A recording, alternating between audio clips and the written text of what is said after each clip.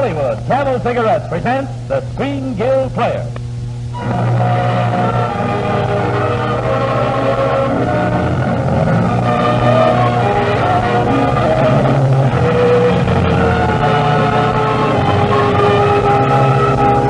Our stars, Bob Hope and Dorothy L'Amour. Our play, My Favorite Brunette. Our sponsor, Camel Cigarettes. And our host for the evening, the Vice President of the Motion Picture Relief Fund, Mr. Ralph Morgan. Well, here we are, our second week on the air for Camel. In the words of an old friend of mine, this is only the beginning. In weeks to come, you'll be hearing Clark Gable, Anna Turner, Jimmy Cagney, Ray Garson, Gary Cooper, Penny Kay, and a host of others. The greatest stars in their greatest motion pictures. I'm sure you want to meet the Screen Guild Players on Monday night radio must. And now here are our two great stars tonight, Bob Hope and Dorothy L'Amour, in their hilarious screen success, My Favorite Brunette.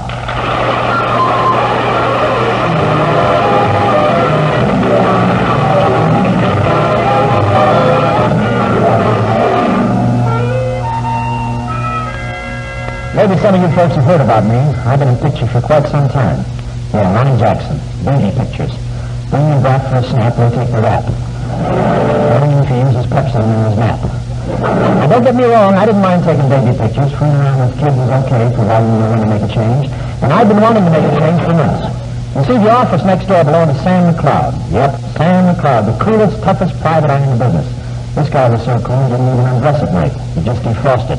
I guess that's where I got the idea. I wanted to be a detective, too. Anyway, late that afternoon, I had just finished developing some negatives of Mrs. Farnsworth's atom bomb when I heard Sam talking on the telephone. I made a simple deduction from that. Sam McCloud was back in his office, and one afternoon at lunch, I opened the connecting door and walked in. Yeah, don't you worry your pretty little head about it, baby. I'm taking a rattler for Shy right now. Hiya, Sam. Oh, hello, Ronnie.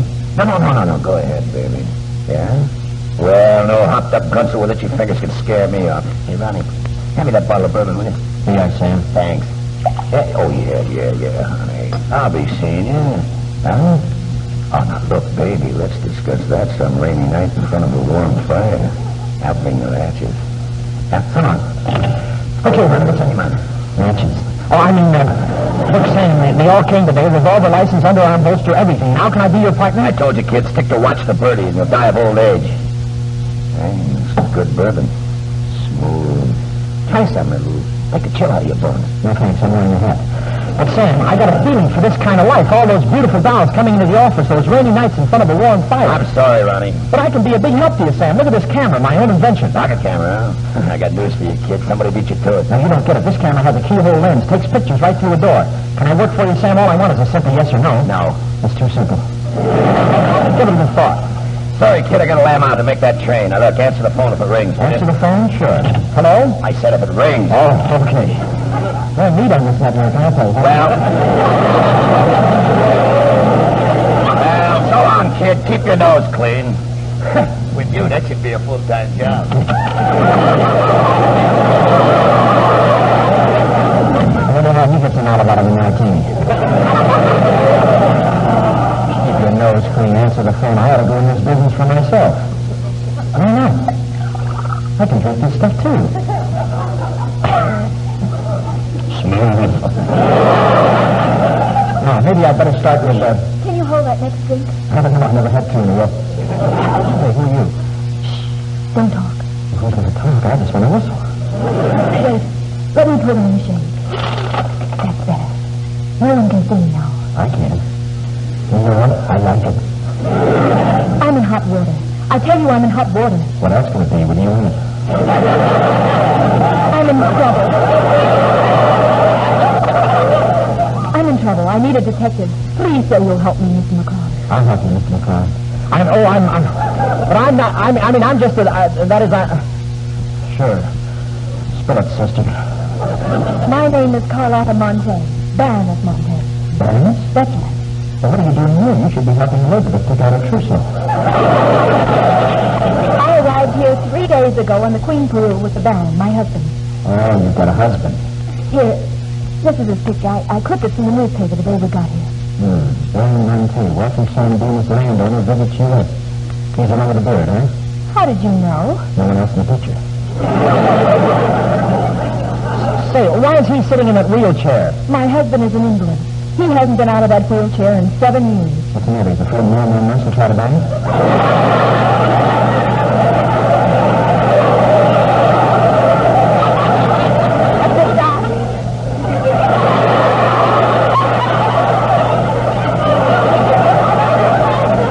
I went ahead. Yes, we got about all we can out of that. Go ahead.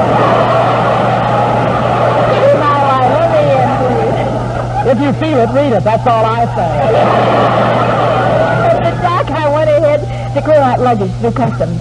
I was only gone 5 minutes, but when I returned, he had disappeared. A snatch job, eh? Have you gone to the police? No, I can't go to the police. If I do, they'll kill him. Hmm? Who's they? That's what I want you to find out. Please, if you find my husband, I'll be so grateful. I'll bring the watches. Oh, don't worry your pretty little head about it, honey. I'll find your husband. Oh, Mr. McLeod, I don't know how to thank you. We'll drink a sermon. Any questions, baby? Only one. Are you afraid of danger? No, you can get as close as you like. Baby, we're in this together. I'm with you till my dying breath. Please, you mustn't put your arm around me. Yeah, better not leave any fingerprints. Listen closely. We haven't much time. Baron Montaigne, my uncle, came to this... Your uncle? Yes. No, I mean... Oh, I thought you said he was your husband. What is he, a convertible? Well, you see, I thought... So he's your uncle, huh? You haven't even got a husband? No. Well, did I quote you any rates? I may work cheaper. Look, honey, you and I could... Excuse me. Must you get so close? Well, you're my client, aren't you? Yes. Well, I'm just sticking to business. You act like this with everyone you meet. No, just with Europe. Now, what's our first move? Oh, here's an address. Meet me there tonight. It's the house where I'm staying. Whose house is it? A Major Montague, a former business associate of my uncle's.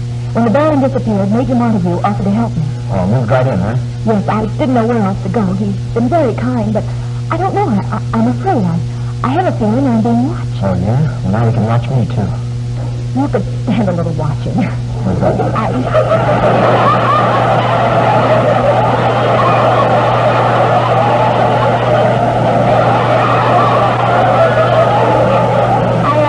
Any sneaky stuff out there? I have to go now. You're not too big, you know. What'd you say? I have to go now. They may have followed me. Remember, they mustn't know who you are. Pardon? They mustn't know who you are. Don't worry, I'll tell them I'm down to meet you and come to fix the telephone. And just one other thing. This map. Here, guard it with your life. My life? Hey, wait a minute, Thanks again. Goodbye. I'll expect you later. My life, she says. Guard it with my life. Just like I have nothing to do but... What's that? Someone in the wall. They got me trapped. They're right outside. They're coming in. Oh, it's just you, the cleaning woman. You was expecting maybe Mrs. Nussbaum. I knew I had to move fast, so I went back to my office and hid my map. Then I checked my gun, hopped into my car, and headed for the address my little dream girl had given me. Turned out to be one of those big ritzy estates. The kind that looks like you can hunt quail in the hallways. I didn't know it then, but I was going to be the quail. Anyway, I rang the bell, and this big, smooth-looking operator opened the door. Sounded like Senator Craghorn talking through a Dixie cup. Oh, good evening, son. You must be the young man Carlotta's expecting. Would you come in? Well, if you put it that way. Carlotta just went up to... Oh, excuse me, may I fix your coat? Your collar. Thanks, stay away from the vest pockets. That's where I keep my butter. My name is Montague, Major Montague. I'm glad to know you. My name is Craig. Craig? Quit playing possum, Mr. McLeod. Sam? Is he here too? Oh, you know that I'm A private detective, and to show you my heart's in the right place, I'm going to help you do a little detective. Let's go in the desk. This way, son. Coming down. McLeod, I'd like you to meet... In a wheelchair. It's the guy in the picture, Baron Montaigne. Yes, the Baron Montaigne. But Carlotta said you'd been snatched. Oh, such a lovely girl. Tell him, then. Yes, Mr. McLeod, I believe you're entitled to an explanation of the strange behavior of my wife. Wife? She told me she was your niece. His niece, of course. Last week, she was his sister. She sure gets around. You see, for the past 6 months, the Baroness has been suffering from an acute form of schizophrenia, accompanied by visual aberrations and increasingly severe paranoid delusions. And how is she mentally? Oh, I a Harvard man.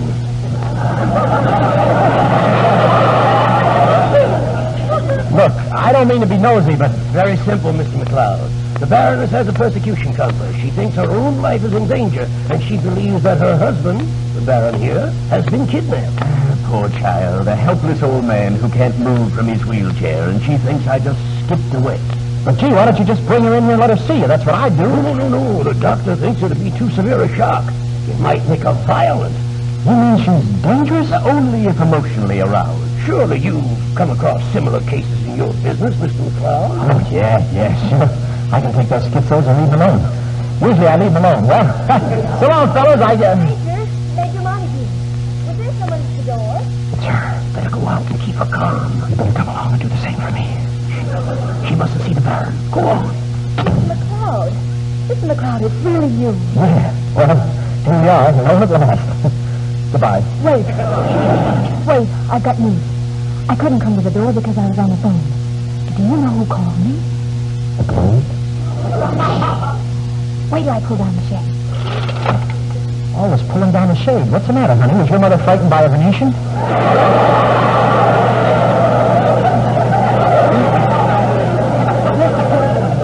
That telephone call, I just spoke to my uncle. That's funny, so did I. Who? My uncle, Baron Monte. He told me not to worry. He's perfectly safe. Oh, he's safe, all right. I mean, he's safe, all right. Oh, but he's not. Someone forced him to make that call. Someone who wants me to believe that nothing is wrong. Oh, Mr. McLeod, I'm terrified. That makes us even. Look, baby, I gotta go. Go? You wouldn't desert me, would you? Not now. Yeah, I just remembered I got high blood pressure. High blood pressure? Very high. If it wasn't for my skin, I'd be a fountain. Besides, I just remembered I got a date with Sam Spade. We're going out and see what we can dig up for later. But Sam, you said we were in this together. You said you were with me till your dying breath. Yeah, but I'm getting too close to it. They've been talking to you, and I know who. I know who's at the bottom of all this. Major Simon Montague. Please, don't listen to him. They will help me. Please, Sam. Please, baby. Do it for Mama. That's best. Tomorrow, then? I'll see you tomorrow? Yeah, tomorrow. Remember, I'm depending on you. A man's life is at stake. Yeah, her name's life, and I know whose. Some luck. I find a dame who's nuts about me, and what do you know? She's nuts. Anyway, I got out of the house, but just as I was climbing into my car, I found my gun was missing. As I started back to the house for it, I happened to look casually into a window. What I saw startled me so much, I almost fell out of the tree. The Baron, the guy who said he couldn't walk, gets out of his wheelchair and walks to the bar. That did it. The girl wasn't nuts. But I had to have proof. So I pulled out my little pocket camera and took a shot of this phony Baron, and just... somebody took a shot at me. Stop him! He's got a camera!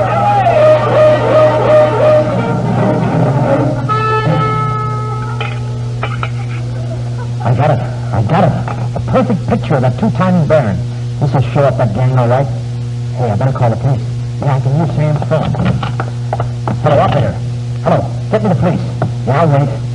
But I'm sure Grant Sam will see this bourbon. Well, here's to Carlotta. Smooth. Very smooth. He's out like the help on Thursday night.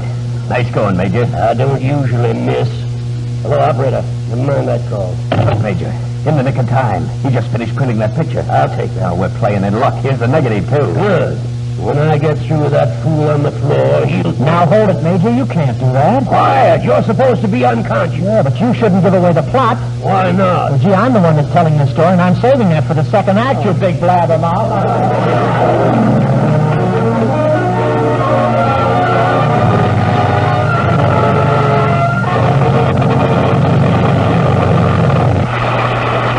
In just a moment, you'll hear Act 2 of My Favorite Brunette, starring Dorothy Lamour and Bob Hope. But first, experience is the best teacher. What's that girl? What a stroke, what speed, what form. The ball positively sizzles as it hits the table. She's Mary Riley, international table tennis star. And, well, Mary Riley wasn't born a star, you know. She worked at it. Experience got her where she is today. As Mary Riley herself said, Experience is the best teacher in playing table tennis or choosing a cigarette. I smoked many different brands during the wartime cigarette shortage. I learned that camels suit me best. Getting to know about so many different brands during the wartime cigarette shortage, she found she likes Camels best. How typical that experience is of a host of other smokers. Yes, smoking and comparing so many different brands made people experts in judging the differences in cigarette quality. Yes, sir, millions of people know that for rich, full flavor, it's Camels. For cool mildness, it's Camels. Result? More people are smoking Camels than ever before. Experience is the best teacher. Try a Camel yourself. And don't forget, Camels by the carton are the best buy.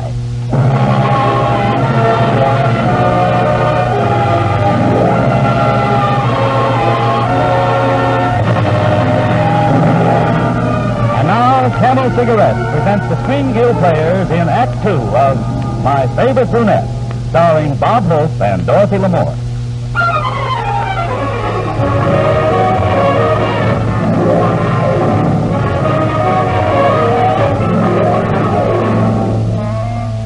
I lay there on the floor in Sam's office all night. When I came to the next morning, I had a lump on my head the size of my head. And that bottle of bourbon was still on the desk. Morning, my boy, I said, you ought to stay away from those kind of parties. And then I snapped out of it. That thumping noise wasn't in my head. It was somebody at my own custodial. So I staggered in and opened up. And there stood... Hello, Mr. Jackson. I'm Mrs. Fong. Remember, I had Sammy here yesterday, and you said... My head. Oh, I'm sorry. How did they come out? They were both acquitted. I read the letters and they... Mr. Jackson. Yes, that's all. You can go. You shouldn't drink so much. You win. I want my baby's picture. Picture? You must have taken it. It's gone. Oh, dear. Now I have to bring Sonny back. No, not Sonny's picture, Mrs. Fong. I haven't printed it yet. But you said... Here's Sonny's negative. Have it printed someplace else. I'm too busy now. Run along. But, Mr. Jackson... I'm out of business, see? Retired, see? Remember that if you have any more babies, see? Now, where was I? What was I thinking of? Carlotta. Mr. McLeod, Sam, are you in there? Boy, that's service. Over here, Carlotta. I'm in my office. Your office? That sign on the door says Ronnie Jackson, baby pictures. Yeah, you want your picture taken, baby? So that's it. You've just been playing detective. Only I'm not playing anymore. I'm through. Through? Yeah, this kind of life is too rich for my blood. The little I got left. And even if I'm still alive, it's only because my insurance company won't give up. Well, I am grateful for what you've done. Even if you were Sam McLeod, you couldn't possibly have done more. Well, never mind the soft soap. From now on, I'm going to stick to watch the birdie and leave the chicks alone. But Sam, Ronnie, I think you're very brave. Did you hear me, Ronnie? I think you're very brave. Ronnie, why are you standing in the front of that mirror? I know a sniveling coward when I see one. How you sniv. Now I've no one else to turn to. Won't you help me anyway, Ronnie? Now, look, don't go feminine on me. Don't go masculine either. Ronnie, please. Oh, no, you don't. What kind of a sucker do you take me for? Please. Look, you can't throw me a curve, sister, even though you've got him to spare. Just because you're a girl and I'm a man, Please. and you let me put my arm around you and let me come real close and even closer, you think you can get me to do anything you want? Baby.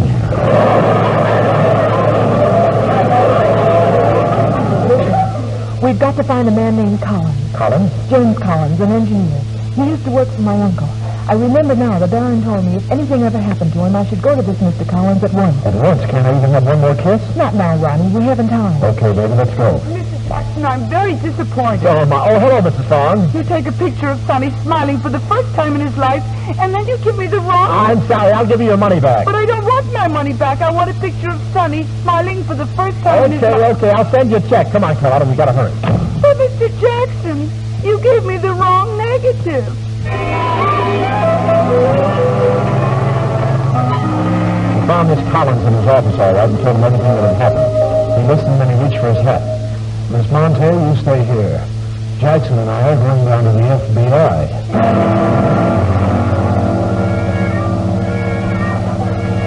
Collins explained it all while we were driving down in his car. A gang of international crooks were after a big uranium deposit. I found I'd left my cigarettes at the office, so Collins parked while I went in to buy a pack. And when I got back... Well, here I am, Mr. Collins. Would you like a cigarette? Mr. Collins. Oh, you fell asleep, huh? Come on, wake up. Wake up. Come on. We got to get down. Holy Toledo, he's dead. Now, keep cool, Ronnie, keep cool. Here's the gun in the seat. Must be the murder weapon. Finding the owner of this gun, you've got the killer. Pretty nice little rod, all new and shiny. Aha! My gun! My gun. Now it's got my fingerprints. I better... Hey, you! Oh, gosh, a cop. You don't expect to get away with this, do you? I didn't do it. I tell you, I didn't do it. Oh, of course not. This fire hydrant just sneaked up on you. Oh, the fire hydrant. Yeah, I guess I did, yeah. Let me see your driver's license. Yes, sir. It's right here in the glove box. Who's your friend? Oh, he's no friend. He's a friend of mine. I never even saw him before. And a drunk, huh? Yeah, he wanted to be a man of distinction, and he overdid it. Are you trying to roll him? I don't know. He looks the same on the other side. I wouldn't think...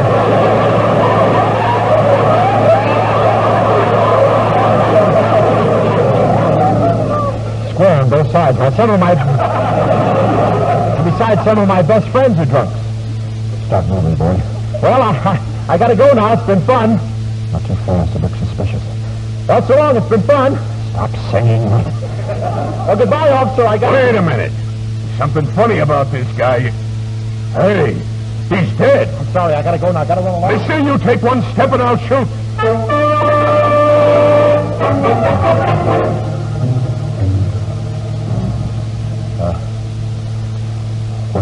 What time is it, Warden? 5 minutes to midnight. 5 minutes more, Jackson.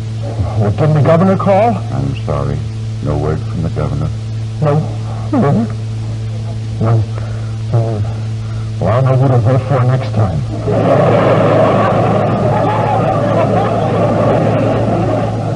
What next time? Is there any special message you want to send to anyone? Anything you want to say? Just what I kept saying all through the trial. I didn't kill Collins. We were working together. We were after Montague and his gang. I could prove it if I had that picture. The one they swiped, the one that showed that Baron was a phony. I could prove it if Carlotta ever showed up. You can't blame the jury, son. You could have invented that girl. They've never found the slightest trace of her. Yeah, I know. She just walked out on me. Maybe she was working with a gang. It's the biggest frame-up since Whistler's murder. Well, time's up, Jackson. Anything you want? You got a Camel cigarette?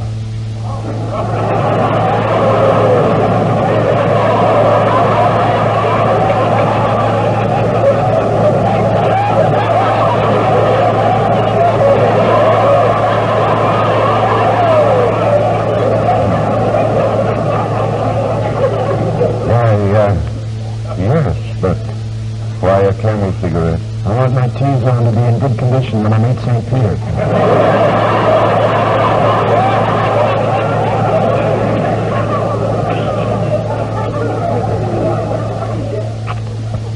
You know, when the guy feels in his heart he's taking a phony rapid, it ain't so tough to kick the bucket.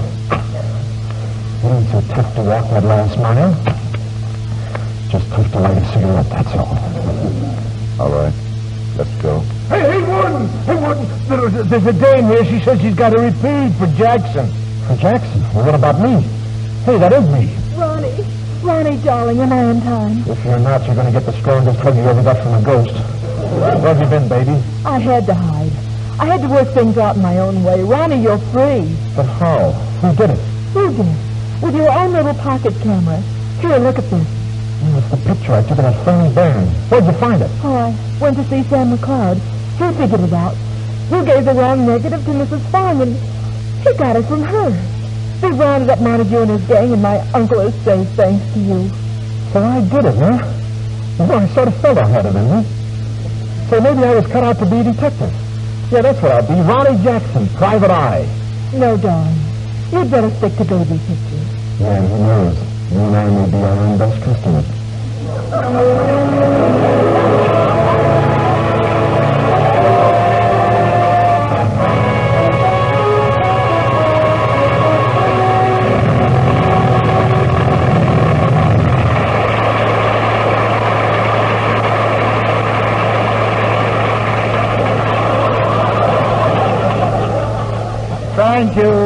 thank you, Bob Hope and Dorothy Lamour, for a wonderful half hour. And by the way, Dottie, I just saw your current Paramount picture, Wild Harvest. It was really grand. And Bob, I'm looking forward to seeing yours. It's really Where is Life. Thanks, Mr. Morgan. And thank you, Ralph. No matter how busy we are, we'll always find time to come over here and do a Screen Guild show. Because we know how much this program means to the Motion Picture Relief Fund and its country house. Thanks to Camels for helping to make that great work possible. Yes, Bob, and thanks to Camels for another swell job. Every week they're sending free cigarettes to servicemen's hospitals all over the country. This week the Camels are going to Veterans Hospital, Indianapolis, Indiana, U.S. Army Oliver General Hospital, Augusta, Georgia, U.S. Naval Hospital, Santa Margarita Ranch, Oceanside, California, U.S. Marine Hospital, Pittsburgh, Pennsylvania, Veterans Hospital, Columbia, South Carolina. So look sharp, you guys. You'll soon be lighting up. Your free Camels are on their way to you now.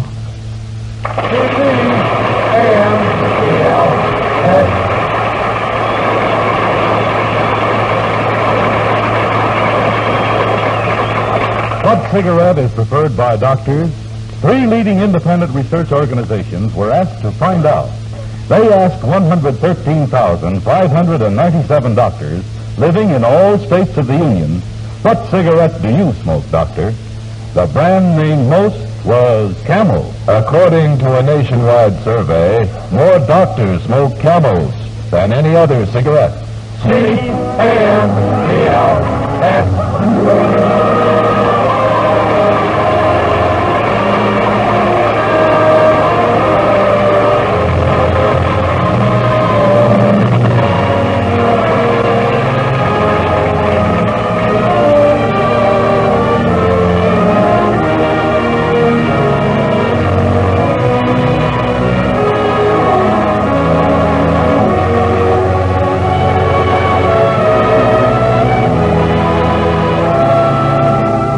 Don't forget, in the weeks ahead, the Screen Guild players will bring you a great galaxy of stars and stories. Among them, Fred McMurray, Betty Grable, Cary Grant, Joan Fontaine, Van Johnson, and many others. Next Monday night, a great screenplay, Elizabeth the Queen, and 2 great stars, Betty Davis and Brian Ahern. Be sure to listen.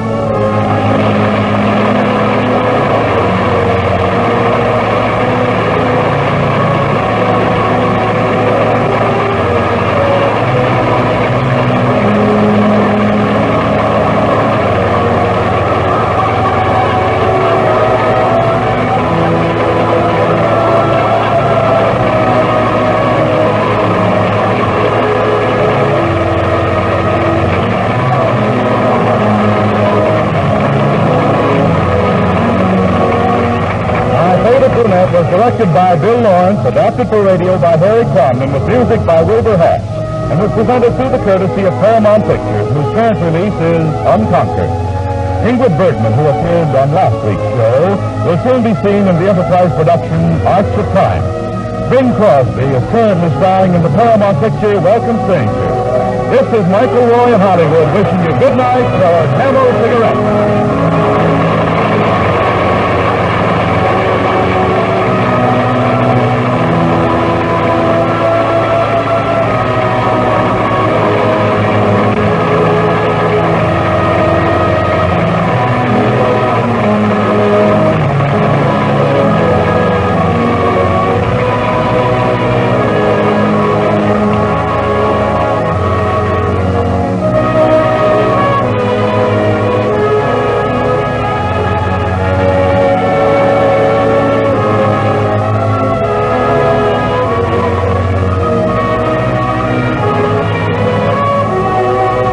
This is CBS, the Columbia Broadcasting System.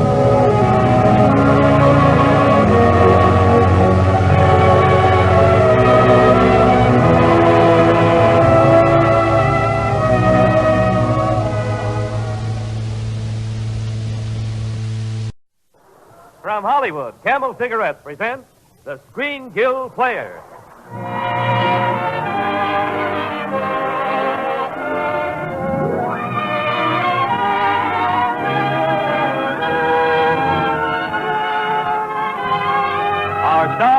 Danny Kaye and Virginia Mayo. Our play, The Secret Life of Walter Mitty. Our sponsor, Camel Cigarettes. Experience is the best teacher. Try a Camel. Let your own experience tell you why more people are smoking Camels than ever before. Yes, put your choice of a cigarette up to your T-zone. That's T for taste and T for throat. Your true proving ground for any cigarette. And see if you don't decide that Camels suit your T-zone to a T.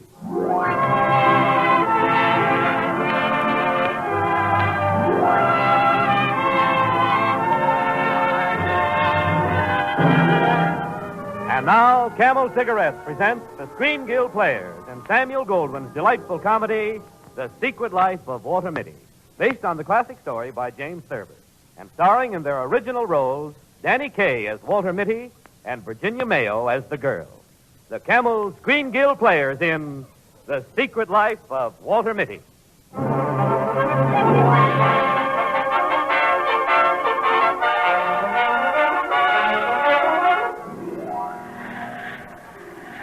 Somewhere off the China coast in the worst typhoon in 40 years, the little schooner India Queen plowed through an ocean gone mad. Straining engines went pocketer, pocketer, pocketer, driving the tortured vessel forward. And up on deck, Captain Walter Mitty stood astride his bridge, barking orders. Reef the mizzen! Close haul the spinnaker! Batten the hatches! You the helmsman, ahoy! Heartily! Heartily! Aye, aye, sir! Captain Mitty! Captain Mitty! What are you doing up here, girl? Get below! Can I do something to help? You haven't had your clothes off in 3 days. Somebody's got to get the India Queen through. Captain Mitty, you're hurt. It's nothing, girl. Just a broken arm. May I say, Captain Mitty, you're the bravest man I've ever met. Thank you, Miss Lee, and may I say something to you? Anything. If we reach Liverpool safely, may I ask you to be my... Walter! Look out! Walter. You were up to 35, and you know I don't like you to drive more than 30. Walter, you were daydreaming again. Red light, Walter. I'm sorry, Mother. Besides, you haven't been listening to a single word I said. Oh, yes, I have, Mother. You said I was up to 35, and you don't like me to drive more than 30. Not that. I mean the things I want you to get me in town. Did you write them down? Oh, it isn't necessary, Mother. I'll remember them. Oh, no, you won't. You'll be sure and write them in your little black book before you get on that train. Number 2 thread, sock stretchers, a new mixmaster bowl, a can of Glimo floor wax, a cheese grater, and... Green light, Mother. Oh. I didn't mean to interrupt, but if I miss that train, I'll be awful late for work.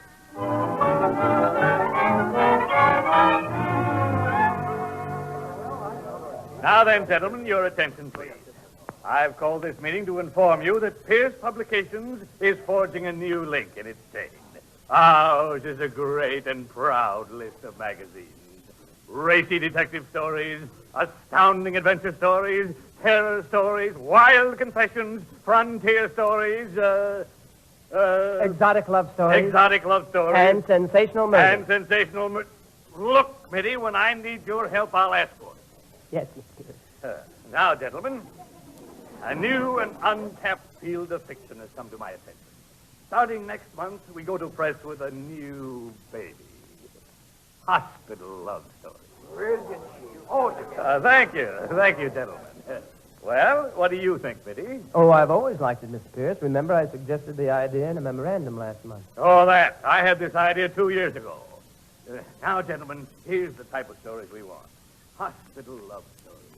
Romance in the operating room. Handsome young interns. Beautiful blonde nurses.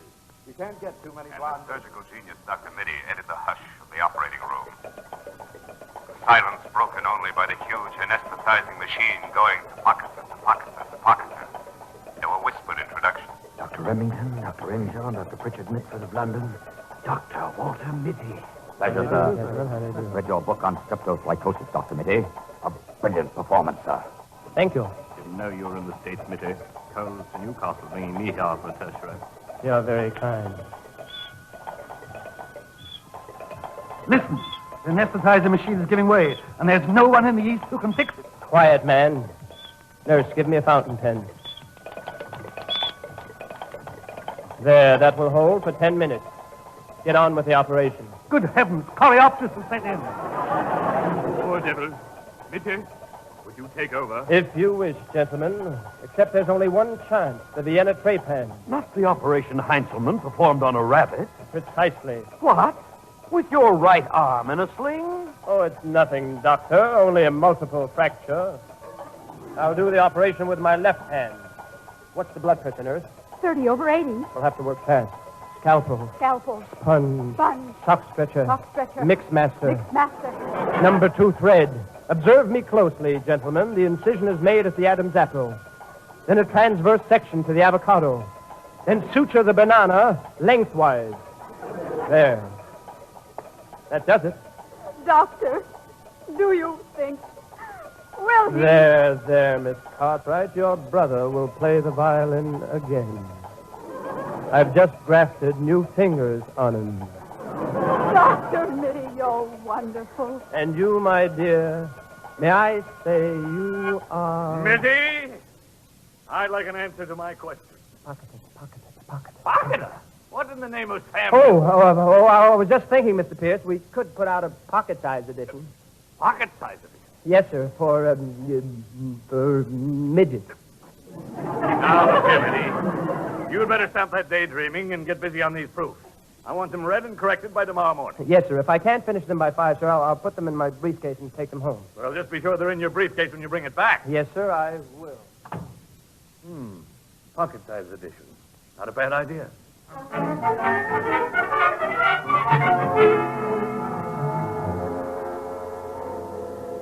Oh, gosh, 9 o'clock. That train would have to be late this morning. I'll bet Mr. Pierce is waiting right now. I'd better take a cab this Darling! Oh, darling! Excuse me, you shouldn't kiss me like that. I mean, not in public when I don't even know who you are. Please help me. There's a man over there. He's been following me. Oh. Darling, Oh. it's the loveliest bracelet in the world. Come on, we'll go to the dressmaker's together. Here's a cab. Get in. What's that? A masher? Yes. Driver, Pier 47, North River. Pier 47, right. Oh, excuse me, but I've got to get to work. I'm late. It's after 9. I'll drop you off. Where do you go? The Pierce Building, 43rd and Madison. And look, will you tell him to hurry, please? I could get in an awful lot of trouble.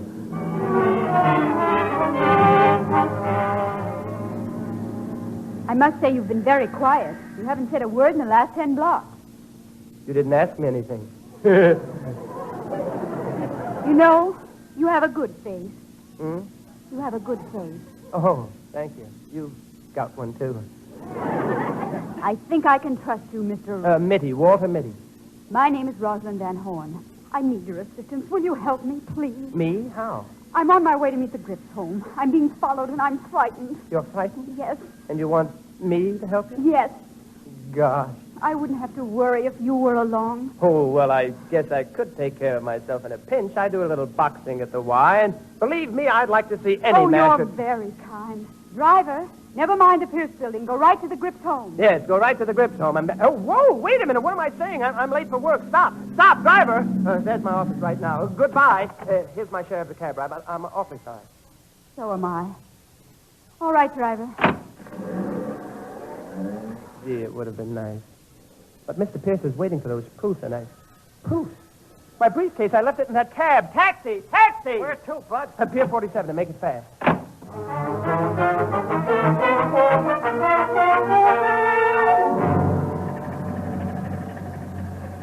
Well, so you are little Rosalind, and I'm really here in New York. Are you still surprised? It is also incredible. When they bombed Rotterdam, you thought your uncle was... You'll find Uncle Peter very much alive and anxious to see you. This way, Charles. I have a taxi waiting. Here. You are sure you came here unobserved? Yes, I'm quite sure. Now, just get in the car. Hey, Miss Van Horn! Miss Van Horn, who wait! in the world? My briefcase, I left it in your cab. Oh. I followed you all the way down here. Oh, I'm sorry I put you to all that trouble. Mr. Mitty, this is Mr. Carl Marston. How do you do? How do you do? Young man, isn't this your briefcase here on the seat? Yes, it is. I'll just grab it, and we'll Oh, go... please, we're in a dreadful hurry. Would you help the driver with the luggage? Oh, gee, I'm late, too. I've got to get we'll back... drop you off, please. Well, okay, sure. Hey, driver, look, let's take the steamer trunk first, huh? Got it, mister. Yeah, right back here. Baggage rack. Oh, that's fine. Here are 2 small bags, too. It's a good thing I did a little weightlifting down at the Y. Well, I think that's just about everything. Oh, yeah, I don't see anything else, Miss Van Horn. Now, let's get going in. Oh, look, your friend must have fallen asleep. Yes, he's very tired. He's been under such a strain. Try not to wake him when you get in. Okay. I'll try to move him over a little. Carl, move over a little. Carl! You wake him up. What's the matter? Anything wrong? Look! Blood all over his shirt. Blood? Is he, I'm afraid so. Oh. Yes.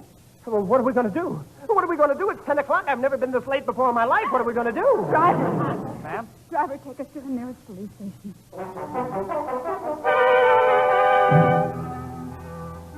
Hey, Sergeant, something terrible's happened. This young lady and myself. What young lady? This young lady right here at... Hey, she's gone. She was here just a minute ago. Right here, huh? Well, sure. We came in here to report a murder. A murder? Yes, we have the body outside in the taxi cab. Well, come on. Right out there in front of the station. Honest, it all happened so suddenly. I was... What taxi cab? Well, right out there in the... Well, it was right there. I drove up with a girl in green, and we left the body out there in the taxi cab. In a pink taxi cab? No, a yellow one. And the girl was in blue? No, green. Mm-hmm. Just as I thought. This is a case for Scotland Yard. Oh, no, really, Sergeant. Honestly, her name was Rosalind Van Horn, and she said I had a nice face. Well, you have a nice face. I do? Now go home and sleep it off. I can't. I tell you, I can't. Well, why not? Well, don't you understand? I'm late for work.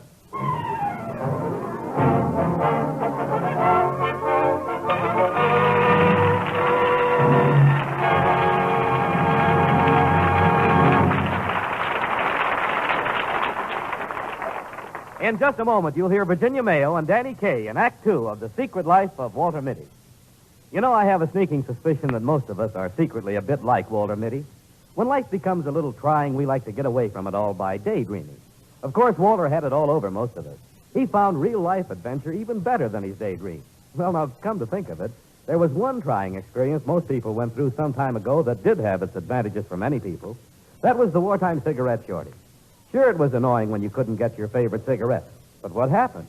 People had a real adventure in smoking. Yes, sir, people smoked whatever brands they could get. Smoked brand after brand, more brands perhaps than they'd normally try in a lifetime. And they compared all those cigarettes. Compared them for flavor, for mildness, for all-round smoking pleasure. And then came the happy ending. Thousands and thousands of people discovered that for them, one cigarette stood out above all others. Camel. Yes, smokers found that for rich, full flavor, it's Camel. For cool mildness, it's Camel. For all-round smoking pleasure, it's Camel. Result? More people are smoking Camels than ever before. Experience is the best teacher. Try a Camel yourself. And remember, Camels by the carton are the best buy. Yes, Camels by the carton save money and cut down your chances of running out of your favorite cigarette.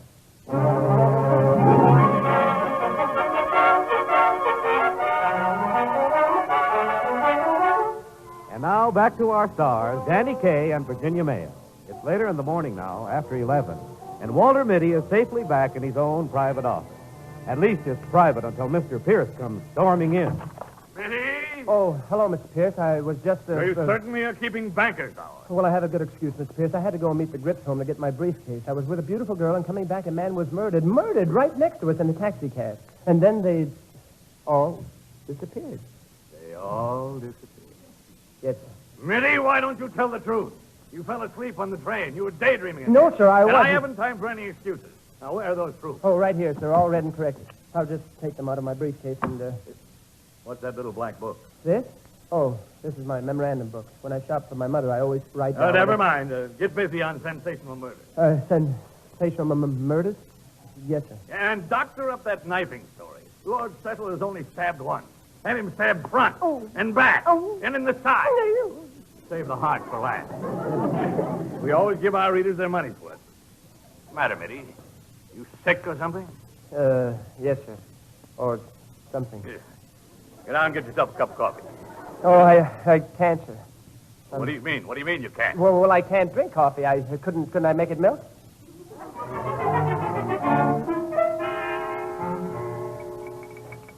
One glass of milk.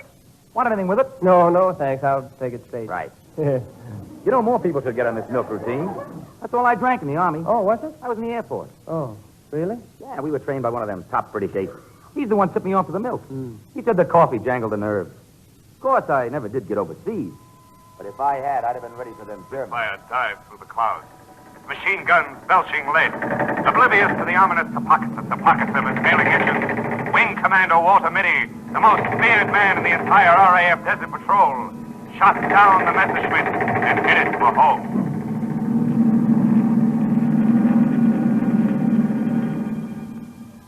Good news, men. Commander Mitty's back. He made it. Good old Mitty made it. There he is, coming in now. I say, old chap, how many did you bag this time? Only 5 this time.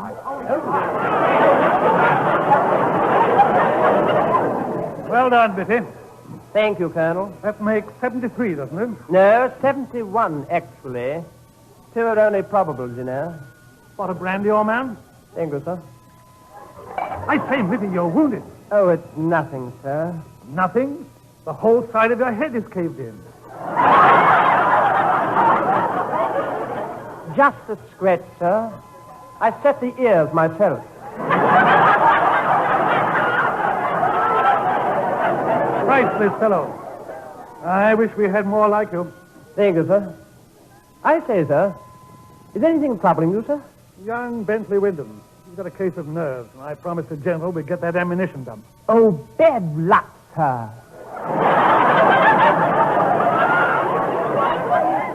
Is it vital? Vital.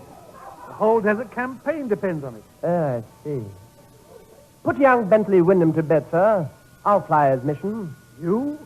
Why, you haven't had your clothes off in 3 days. I know, sir. But we only live once. Or do we? Quartet. More brandy. Have you already? I know how much you like. Oh, you are so brave, so strong, so handsome. You like Cosette, no? Rather. Then maybe you will kiss Cosette and let her know how much you like. Hey, you want another glass of milk? I just asked, do you want another glass of milk? Oh, no, thanks. I've got to get back to the office. Here you are. Thanks. Be seeing you. Okay. Mr. Mitty, please. What, Miss Van Horn? Your office said I could find you down here. I had to see you and explain. Oh, what happened? Where'd you disappear to? I went to phone my uncle, and he advised me to leave. Uncle who? My Uncle Peter Van Horn. He was head of the Royal Museum in Rotterdam. He left just before the Nazi invasion. Well, that seems like a sensible time to leave. Yes, but first he hid all the national art treasures in hundreds of obscure places. Oh, well, then there's nothing to worry about. Oh, but there is. The hiding place of each article is recorded in a little black book. And the boot will do anything to get hold of it. The boot? Yes, they call him that because he has a bad foot. His real name is Wilhelm Krug. That's why Karl Malmström was killed today. Oh. The boot must have thought he had the book. Well, who does have it? Nobody knows. But Uncle thought I ought to warn you. He'd like to talk to you, too. Oh, well, sure, sometime, but I'm awfully busy today. I've got to stick pretty close to the office. Oh, but you'll be leaving me off to have your lunch. No, I never eat lunch. Oh, well, that's fine. We'll be expecting you then. 1027 Riverside Drive.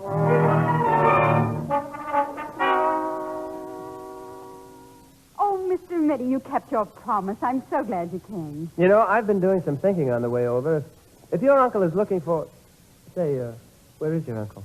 You must excuse him for not coming to the door. He's an invalid, confined to a wheelchair. Oh, I'm sorry. He's waiting in the solarium. Come on, please. Uncle Peter. Yes, my dear. Uncle Peter, this is Mr. Mitty. Oh, so the young man has been our savior, huh? Mr. Mitty, you must have a cup of tea with us. Yes, of course. Thank you. I was just sitting here with my tulips and thinking about... Mr. Mitty, you do like tulips. Oh, yes.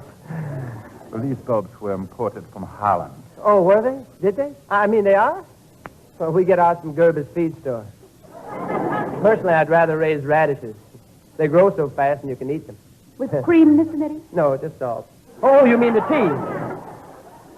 No, just cream. I thought you meant the radishes. Thank you. Mr. Mitty, I think it only fair to warn you that your life is in danger. Oh, well, danger? Yes. If you mention this affair to anyone, if the Booch should think you were involved with that little black book, he would have your throat cut. I have my call. Well, why don't we call the OPA? I mean, the FBI. Well, they're trying to find the boot right now. Oh. Yes, and they'll work even harder the minute you are killed. Well, it's nice enough. Killed?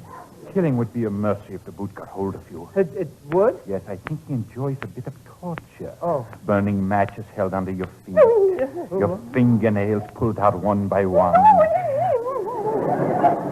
Mr. Mitty, do you follow me? Yes, but I'd rather not. I mean, I sort of get the idea. Well, I've got to go now. I've got a lot of things to do. I've got to do some shopping for my mother. You will be careful. Oh, you bet. She gets awfully mad if I buy the wrong things. Can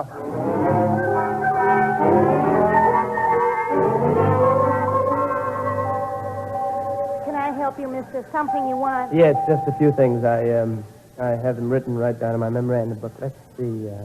Yes? Well, first I want 3 dozen Ming goblets. And, what? Crockery is on the 5th floor, sir. 1 diamond and platinum royal scepter. 1 diamond and ruby crown. The little black book. I've got the little black... Miss, I want a telephone. Oh, I don't think we sell telephones. Oh, listen, I've got to make a call. It's the FBI. I've got to call them. Oh, well, the telephone booths are on the mezzanine. Thanks. Huh. We sure do get all kinds in this store.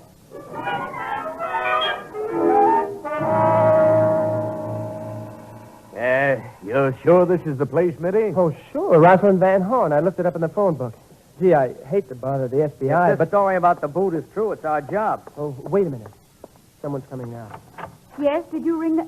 Why, Walter, Mr. Mitty. Oh, Miss Van Horn, I've got it. The little black book was in my briefcase, and when I started shopping... Wait, who are these men? Oh, they're from the FBI. I thought I'd better bring them along in case the boot was following me. Oh, of course. Come in, please. Uncle Peter will be so grateful. If he could only walk, I'm sure he'd come right out here and thank you. Well, I wouldn't think of it. We'll go to him. Oh, thank you. If you'll follow me, please. Uncle Peter. Yes, my dear. Uncle Peter, here's Mr. Mitty again, and these men are from the FBI. The FBI? Yes. Now, about this little black book, Mr. Hey, wait a minute. Where are you going, Van Horn? Rosalind, look, your uncle's walking. Walking? He really shouldn't, not with a bad foot. Oh! Bad foot! Get him! Oh, get him! That's the boot!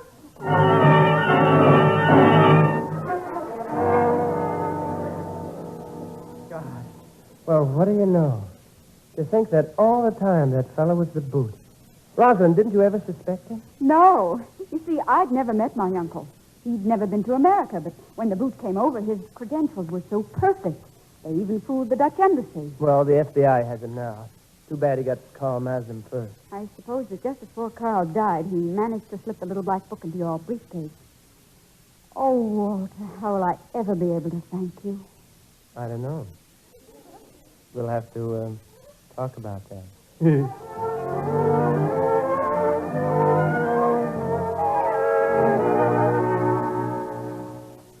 Walter, dear, more coffee? If you please, Mrs. Mitty. Oh, boy, this is living, isn't it? A wife, a home of my own, coffee for breakfast. Darling, did you finish all those proofs last night? Yes, I did. New issue of Cowboy Stories. Has some pretty good yarns, too. I think I like it best of all the Pierce magazines. I've always liked the Great Open West, and the stories are so exciting, too. There was one especially last month, I think it was... The girl struggled fiercely, but her strength could not match his. And then, suddenly, her face lit up. Slim Mitty, the Perth Amboy kid, came through the door and strode grimly toward his sworn enemy, Toledo Tubby, the lowest varmint west of the Pecos. I wouldn't do that if I was you, Toledo.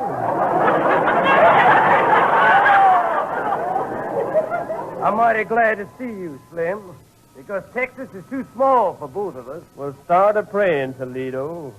There's a bounty for killing coyotes in these here parts, and I'm a-aiming to claim my share. Why,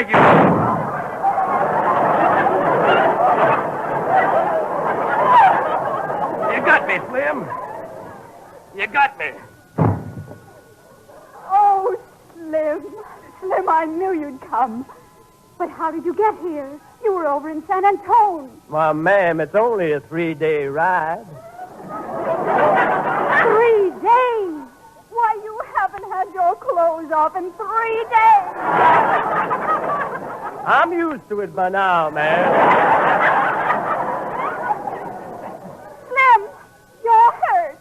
That's nothing, miss. Just a rattlesnake bite. I set the bone myself. Oh, Slim, what would I ever do without you? Oh, now, ma'am, dry your eyes, ma'am. There'll be no more trouble at the Circle Bar Q. I'm a promising, ma'am. No more trouble. Trouble? Walter, did you say trouble? Oh. You're not having trouble with Mr. Pierce. Not since he promoted you. Oh, no, trouble. Oh, no, forget it. Everything's just fine. Then let's keep it that way. Hurry now or you'll miss your train. Okay, so I'll get the next one. So long, hon. I'll see you tonight.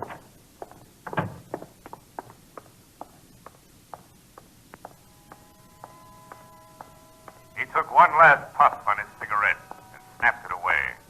Then, with that faint, fleeting smile playing about his lips, he walked forward to meet the enemy. A steady pace, unruffled and calm. Walter Mitty, the undefeated, inscrutable to the last.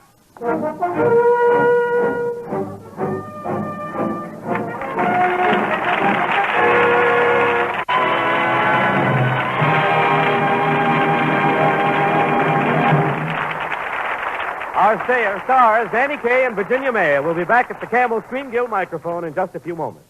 According to a nationwide survey, more doctors smoke Camels than any other cigarette. 3 leading independent research organizations asked 113,597 doctors practicing in every field of medicine and in every state of the Union, what cigarette do you smoke, doctor? When the replies came back, the brand named most was Camel. Wherever cigarettes are smoked, Camel's rich, full flavor appeals to smokers' taste. Camel's own cool mildness is welcomed by smokers' throats. Yes, everywhere, smokers are saying, Camel suit my T-zone, that's T for taste and T for throat, to a T.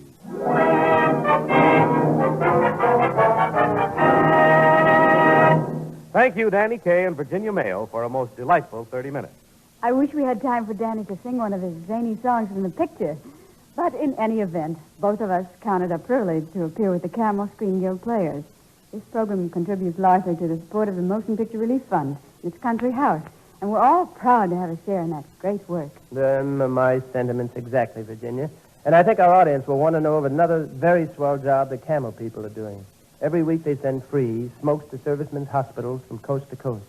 Veterans Hospital, Walla Walla, Washington, U.S. Army Station Hospital, Fort Bragg, North Carolina, and U.S. Marine Hospital, Staten Island, New York, are among the servicemen's hospitals receiving free Camels this week. And all I can say is, which means, nice going, boys. Goodbye. Don't forget, Monday night is always a brilliant event in the Camel Screen Guild Theater. Hollywood's greatest stars in Hollywood's greatest stories. Next Monday night, Boomerang with Dana Andrews, Jane Wyatt, Richard Widmark, and Reed Hadley. Be sure to listen. The Secret Life of Walter Mitty was directed by Bill Lawrence, adapted for radio by Harry Cronman, with music by Wilbur Hatch, and was presented through the courtesy of Samuel Goldwyn, producer of The Bishop's Wife. Virginia Mayo can currently be seen in The Best Years of Our Lives. This is Michael Roy in Hollywood saying good night, and won't you have a camel? This is CBS, the Columbia Broadcasting System.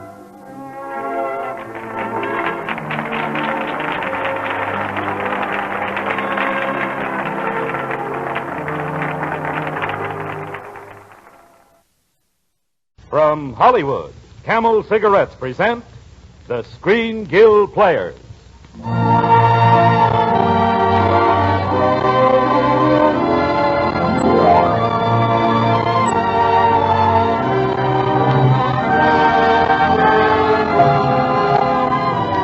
Our stars, Claudette Colbert, Walter Pigeon, and David Bruce. Our play, The Secret Heart. Our sponsor, Camel Cigarettes. Experience is the best teacher. Try a Camel. Let your own experience tell you why more people are smoking Camels than ever before. Your T-zone, that's T for taste and T for throat, is your true proving ground for any cigarette. Millions of people have tried Camels on their T-zones. Millions have found that Camel's rich, full flavor and cool mildness suit their T-zones to a T. Try a Camel yourself.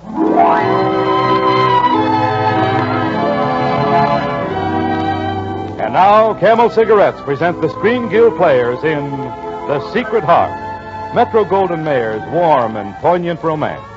It stars Claudette Colbert as Lee Adams, Walter Pidgeon as Chris, with David Bruce in the role of Chase and Janet Waldo as Penny. The Camel Screen Guild players in The Secret Heart.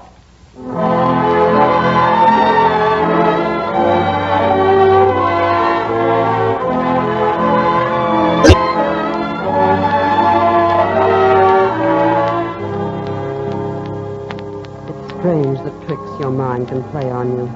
A word, a name, or sometimes just a tone of voice. And doors you'd thought were locked forever fling open suddenly, and all your life comes tumbling out. That evening had started so simply. Downstairs in the living room, Penny was at the piano again. And upstairs, I was sitting with Chase. He had just come home that day, home from the Navy, home from the war. And I was thinking how little he'd changed in 2 years. Taller, of course, a little heavier, and looking more like his father than ever. Chase Adams. Larry Adams' boy. Mine, too, in a way. He'd been with me so long. But just as I was going to comment on it... Well, I see things are just the same here, stepmother. Chase, if you ever call me that again, and don't be criticizing my pre-war furniture. No, I wasn't. I meant Penny. Listen to her down there. Yeah, she's very devoted to her music. He's a funny kid, Lee. Practice all the time with the door closed. Never playing for anybody. I know. All shut up inside herself. Doesn't she have any boyfriend? Penny's convinced that boys don't like her. Well, gosh, you got to give them a chance. I think maybe I'll take her with me tomorrow.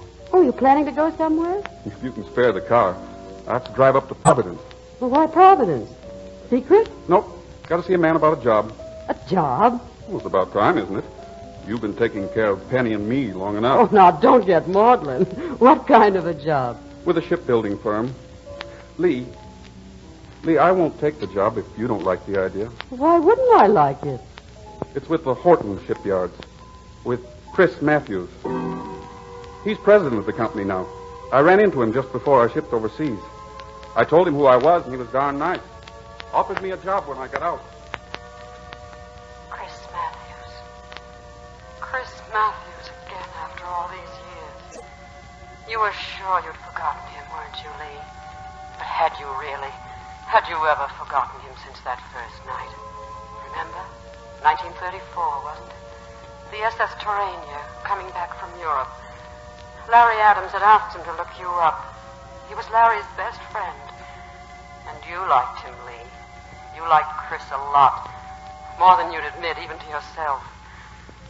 5 wonderful days at sea. And then that last night. Wonderful night, isn't it, Lee? Isn't it? Mm-hmm. A wonderful night to end a wonderful trip. New York tomorrow. You live right in the city, don't you? Mm-hmm. I live in Providence. It's only an hour by air, half a minute by telephone. You like to sail? Mm-hmm. That's great. Did I tell you I've got the Valerie 2 entered into the Bermuda race? Some skippers are superstitious about having women on board. I'm not. Like to fish? Mm-hmm. I've got a little farm in Rhode Island. About a mile away is a stream with a granddaddy trout in it this big. Maybe together we could... Lee, this is our last night. We dock in the morning. I just want you to know... Chris, I'm in love with Larry Adams. I don't believe it. It's true. I don't believe it. It's true. I should have told you at the beginning, I know, but it wasn't only my secret. It was Larry's, too. Months ago, he asked me to marry him. I wanted to, but my aunt... Well, Larry was drinking then, and my aunt, she's sort of my guardian. She took me back to England with her. She promised that if after a few months I still felt the same, well, I could come back and... And you think you still feel the same? I know I do. Aren't you taking on rather a lot? A widower and 2 young children? But I worship the children. Lee, are you sure? Tomorrow when the ship docks and I see Larry, I'll be sure. Won't I, Chris? That's what you'll have to tell both of us. But, Lee, if ever the time should come, I mean, if ever you feel differently, I wouldn't want to hurt Larry for all the world. What do you think, Lee? Lee, are you listening? Hmm? Oh, I'm sorry, Chase. I was leaving it up to you. Do you think I should take that job with Chris? Well, do you? Chris Matthews was your father's dearest friend. So I know. And mine.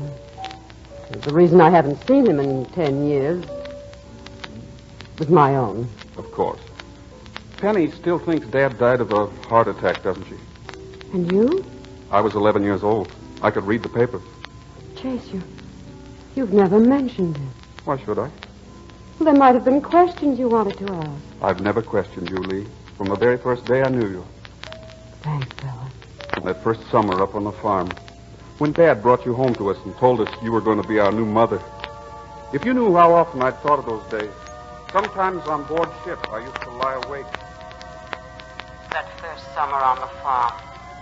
The summer you married Larry, remember? It could all have been so perfect, couldn't it? Only Larry started drinking again. Just a little at first. And then more and more. Lee, do you ever think about it? Do you? What? Think about how it used to be, the farm and Dad. Oh, no. No, not if I can help it, Chase. I wish I could say the same about Penny. No, I know. It might do her some good if she knew the truth. That's what Dr. Rossica thinks. He says she'll never be really well while she's in love with a ghost, with her father's memory. Well, what's he want you to do about it? Reopen the farm. The farm? Oh, gosh, Lee, you couldn't do that. Everybody up there knows. People might talk. The doctor thinks I ought to talk first. He thinks I ought to go to her. Oh, yes, darling, of course. Oh, I'm not interrupting anything, am I? Heck, no. We were just gabbing. Gabbing? About what? About spending the summer at the farm. The farm? Would you like that, Penny? Oh, yes. More than anything in the world. Hey, that's wonderful. If I get that job, I can commute. Penny, what are you doing tomorrow? Want to take a ride with me, beautiful? A ride? Where to? Providence. I'm going to see a fellow about a job. And there's a pal of mine up there, a Navy man. Chase, it's so far. I don't Oh, think don't be so silly. It'll do you good. About time you dragged yourself away from that piano. What's so fascinating about a piano? I always play for my father. Penny, dear. My father gave me whatever talent I have, and it's my only way of saying thank you. Oh, for the love of Pete, why don't you wake up and... Chase, please. No.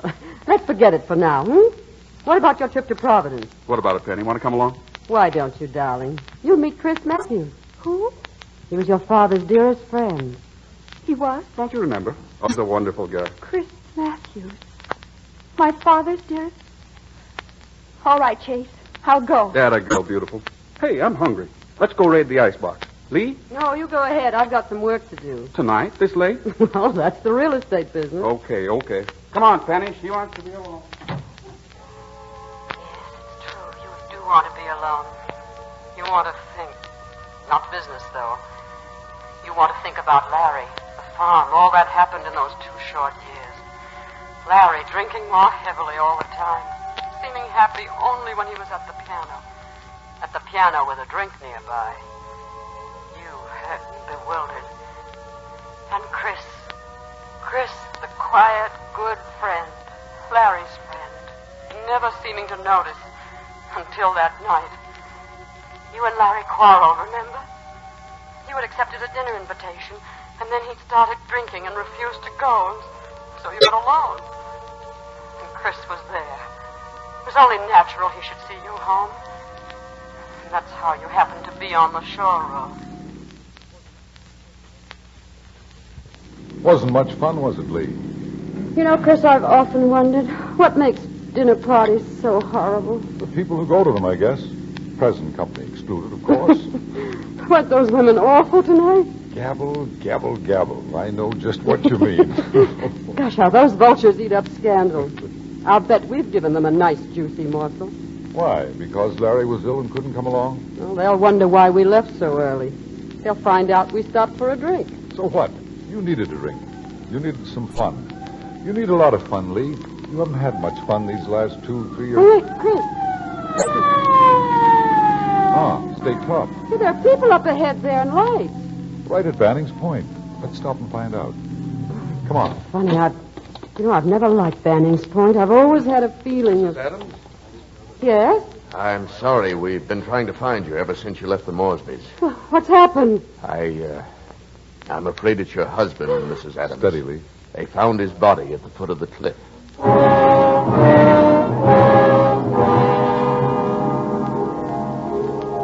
Everything went blank then, didn't it, Lee? You fainted. Chris caught you as you fell, and just then the newspaper cameraman snapped your picture. That's the way it was printed, too. You and Chris, his arms around you.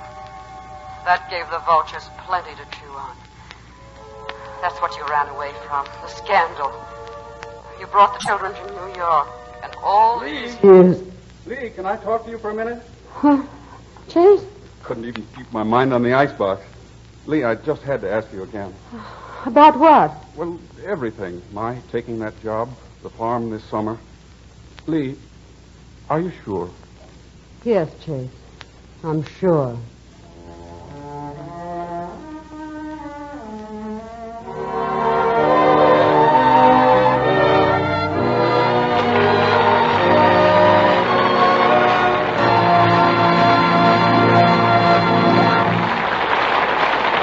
In just a moment, you will hear Walter Pidgeon, Claudette Colbert, and David Bruce in Act Two of The Secret Heart.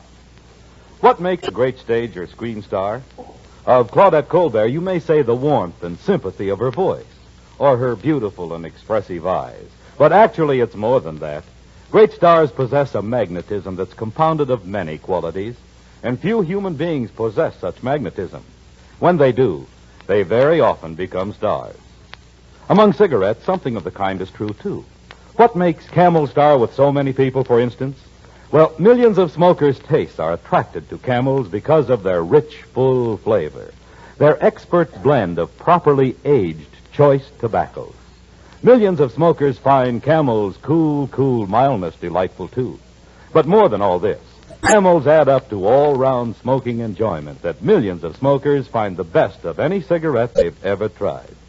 During the wartime cigarette shortage, thousands and thousands of additional smokers joined the ranks of Camel fans. Then, when people had to smoke whatever brands they could get, they tried and compared many brands. Yes, compared them for flavor, for mildness, and for all-round smoking enjoyment. And that comparison proved to a host of people that they like Camels best. Result? More people are smoking Camels than ever before. Experience is the best teacher. Try a Camel yourself. And remember, Camels by the carton are the best buy.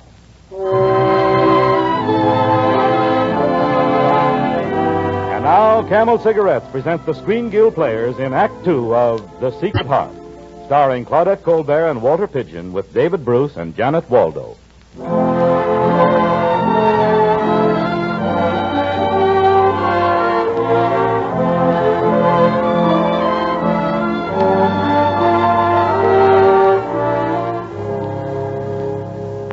So Chase took Penny up to Providence, and when she got back, I noticed a strange excitement about her, but I didn't think very much about it.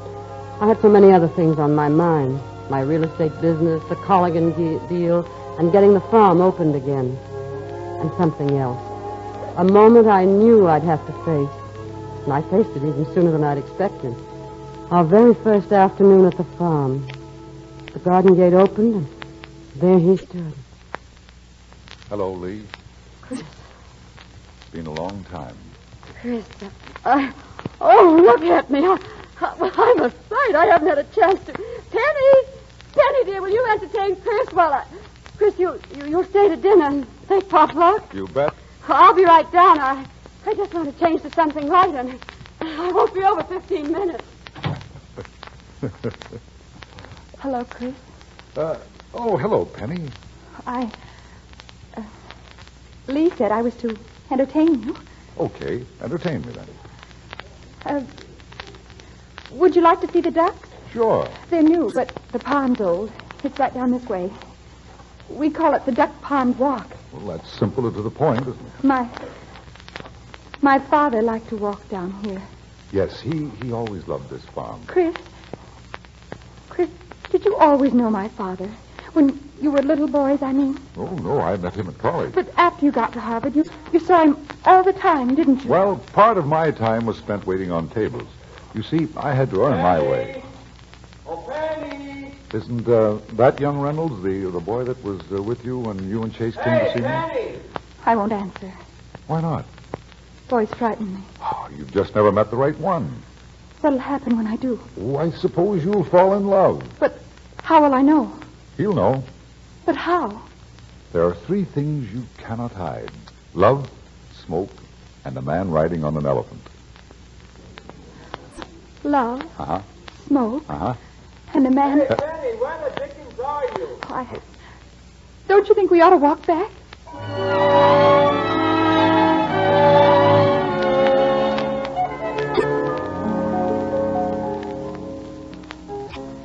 Nice dinner, Lee. I'll have to take potluck often. Please do, Chris. The children like you so much. Well, I like them.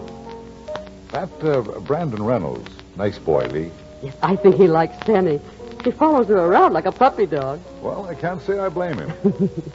Amazing how well she plays. Sounds almost like Larry. Sometimes it frightens me. Why? I don't know. So you should feel complimented. It's the first time I've ever known her to play when a stranger was around. Well, I wouldn't exactly call me a stranger. Ah, golly, Lee. It's good to have you back. Lee, that was your cue. Cue? You're supposed to say it's good to be back. Look, Chris, this doesn't make any sense. You can't span 10 years in a couple of hours. I still have a job to do. It's not your job anymore. The kids are grown. Lee, don't be like Chanticleer. Chanticleer? The rooster crowed every morning, made the sun come up. At least he thought he did. Then one morning he forgot to crow. Thought the sun came up all by itself. Think it over. I'll be around. I don't know, Chris. Perhaps we shouldn't see each other. I'm a neighbor, Mrs. Adams. I was born neighborly. I shall be neighborly to the end. Well, it's getting kind of late for a farmer.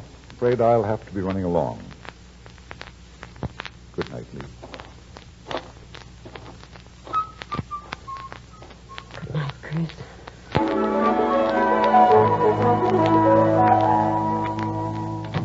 Penny, is that you? Yes, Lee. You weren't waiting up for me. No, I was just sitting here mooning by the fire. Where's Brandon? Brandon? He was looking for you. He said he wanted to walk. It's such a lovely night. Oh, it is, Lee. It's beautiful. I went to Branning's Point, and I could see way down the coast to the lighthouse. And the door was in the moonlight, and I just ached all over. Lee, what's it like to be in love? Well, I suppose it's seeing the dogwood in the moonlight and aching all over. It does show, doesn't it? Show? Love, I mean. He said it would. He said there are 3 things you cannot hide. Love, smoke, and a man riding on an elephant. Oh, Lee, he's wonderful. I keep thinking about him all the time. I think I knew that day in Providence. Oh, darling, how nice. And has he told you he likes you? Oh, no. Well, he will, darling, in time. I'm sure he will. You've got to remember, Brandon's been through a war. It takes a little while. You know, all those boys have been through a lot. They're not very sure of anything just now. But don't you worry. We'll have Brandon here for lots of weekends. Lee, don't. I'm sorry, Lee. Good night. Penny.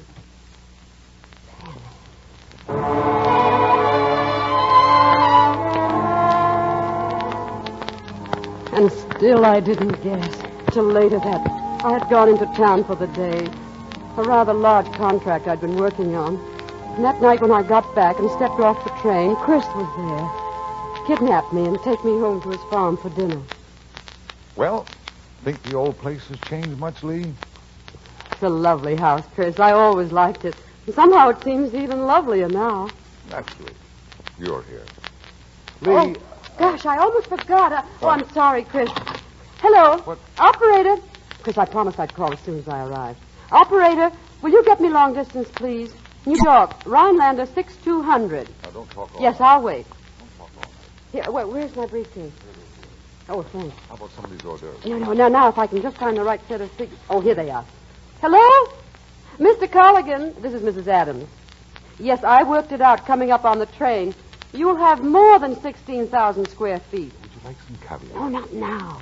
But, Mr. Colligan, It's imported. I've got the figures right here in front of me. Here, caviar tastes better. Open up your mouth. No. There. Yeah, the material chutes can be installed as Talk per... with your mouth full. I said material chutes can be installed as per the original plans. Now, behave yourself. No, not you, Mr. Colligan. I was talking to my Afghan hound. Who, me?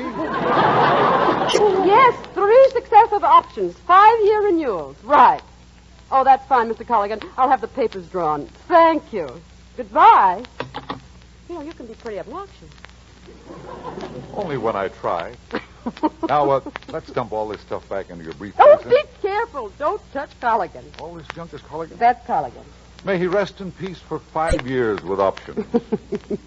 Now, try some of this caviar plain without business.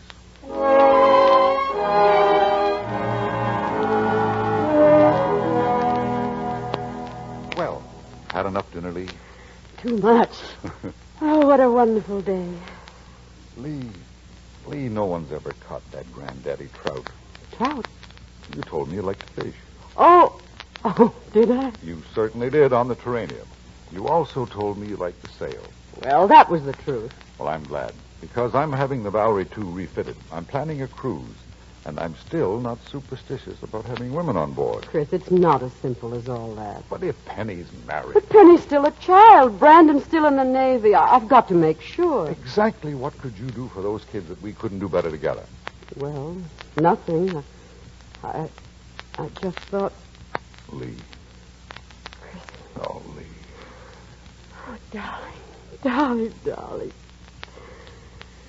And only a few days ago, I said we couldn't stand 10 years. And only a few days ago, I knew you were wrong. How? There are 3 things you cannot hide. Love, smoke, and a man riding on it. Now, Chris! What's the matter? You said that to Penny. Why, yes, as a matter of fact, I think I did. Oh, Chris, I've been a fool. It isn't Brandon, it's you. Me? What the dickens are you... Lee, where are you? In here, Chase. Lee. Chase, what's the matter? It's Penny. It started when I told her you were having dinner with Chris. What started? Well, she flew off the handle, got nasty and mad. We had a row, and I said things. I had to, Lee, about Dad. I told her. Told her what? I told her the truth about Banning's Point. She went up to her room and locked herself in, but later when we called her for dinner... Chris, get out the car. Hurry, will you?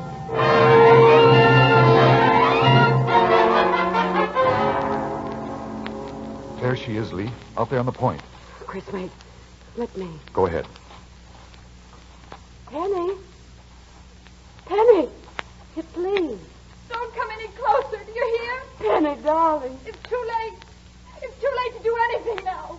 You killed my father. Penny, you don't know what you're saying. You did. Because you were in love with Chris. You've always been in love with him. That's why my father took his... Penny, it's not true. Well, you can have Chris, but you'll never be happy. He'll hate you as I do. Because I'm going to do what my... Penny! Listen to me. Penny, listen carefully. Your father didn't kill himself because of Chris and me. He killed himself because he was a thief, because he stole other people's money, because he was a coward and couldn't face disgrace in jail. Do you hear me?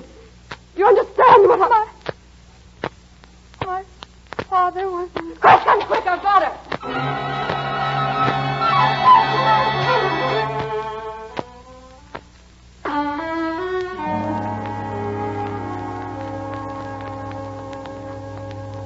Penny, if you just say something, anything, or if you just try to sleep for a little while.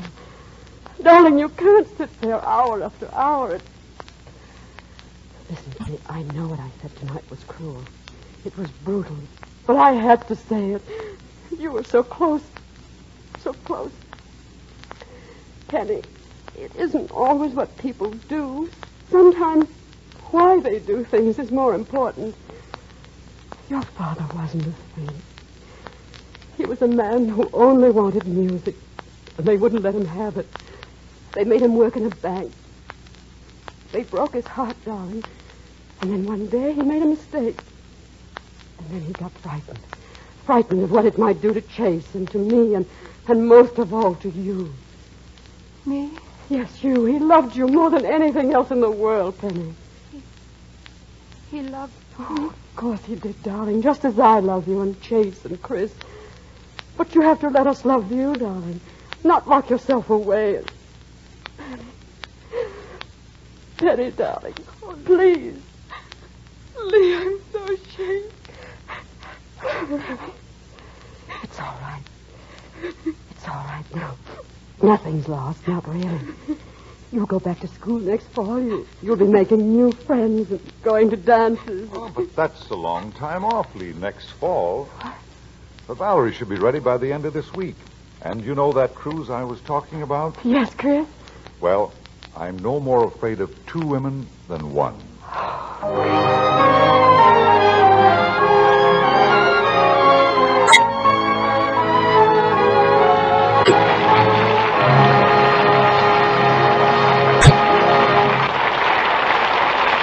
Our stars, Walter Pigeon and Claudette Colbert, will be back at the Camel Screen Gill microphone in just a few moments. But first, according to a nationwide survey, more doctors smoke Camels than any other cigarette. What cigarette do you smoke, Doctor? 3 leading independent research organizations asked that question of 113,597 doctors.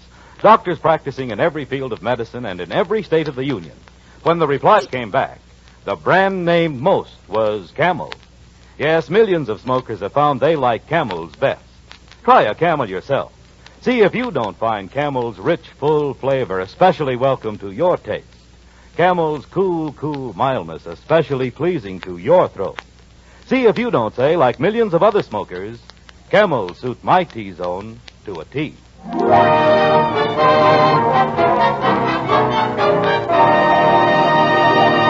And now, Mr. Pigeon and Miss Colbert, will you accept our deepest thanks for your wonderful performances this evening? Now, wait a minute. The thanks should be the other way around. We think it's a great privilege to appear with the Camel Screen Guild players and so help to make possible the wonderful work being done by the Motion Picture Relief Fund and its country house. That's right, Walter. And let me add that each week the makers of Camel cigarettes send free Camels to servicemen's hospitals from coast to coast. This week, among other hospitals, free Camels go to Veterans Hospital, Waco, Texas, U.S. Naval Hospital, Chelsea, Massachusetts, and the U.S. Marine Hospital, San Francisco, California. Watch for them, fellows. Your free Camels are on the way. Don't forget, Monday night is always a brilliant event in the Camel Screen Guild Theater. Hollywood's greatest stars in Hollywood's greatest story. Next Monday night, one of the top radio treats of the year.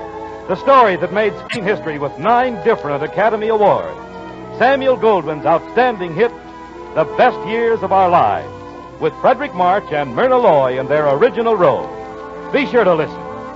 The Secret Heart was directed by Bill Lawrence, adapted for radio by Harry Cronman with music by Wilbur Hatch, and was presented through the courtesy of Metro-Goldwyn-Mayer, producers of Sinclair Lewis's Cass Timberlane. Walter Pigeon will soon be seen in the Metro-Goldwyn-Mayer production If Winter Comes.